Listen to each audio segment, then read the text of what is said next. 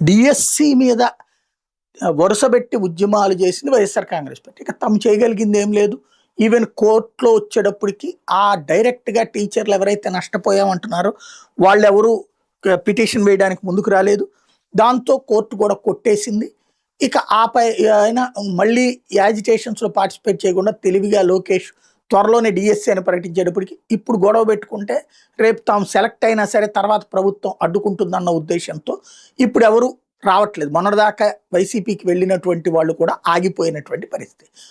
ఇప్పుడు టీచర్ల రిక్రూట్మెంట్కి సంబంధించిన దాంట్లో రెండవ కోణం రివర్స్ యాజిటేషన్ స్టార్ట్ చేసింది తెలుగుదేశం ప్రోద్బలంతోనే నిన్న బెజవాడలో బందరు రోడ్లో అంబేద్కర్ విగ్రహం ముందే భారీ ఎత్తున ర్యాలీ చేసుకొచ్చారు టీచర్లంతా కూడా. డిఎస్సిలో మొన్న సెలెక్ట్ అయిన 16,000 మంది టీచర్లు రాష్ట్రంలోని వివిధ ప్రాంతాలలో ఉద్యమాలు చేస్తున్నారు. అందులో బెజవాడది టాప్ 1 అన్నమాట. వైఎస్ఆర్ కాంగ్రెస్ పార్టీ అరాచకాల వల్ల తమకు అవకాశాలు కోల్పోతాయి అంటూ భయం. ఇక్కడ తెలుగుదేశం కూడా వ్యూహాత్మకంగా వ్యవహరించింది. ఈ టీచర్లు రేపు ప్రభుత్వ ఎన్నికలకి పనిచేస్తారు, ప్రభుత్వ ఉద్యోగులుగా. రేపు స్థానిక ఎన్నికల్లో వీళ్ళనే తీసుకొచ్చి పెట్టారనుకోండి, శుభ్రంగా తెలుగుదేశాన్ని మొన్నట్లయితే టీచర్లు దెబ్బకొట్టారు వైసీపీని, వీళ్ళు తెలుగుదేశాన్ని అధికారంలోకి తేవడానికి పనిచేశారు, అట్లాగే చేసే అవకాశాలు ఉండొచ్చు.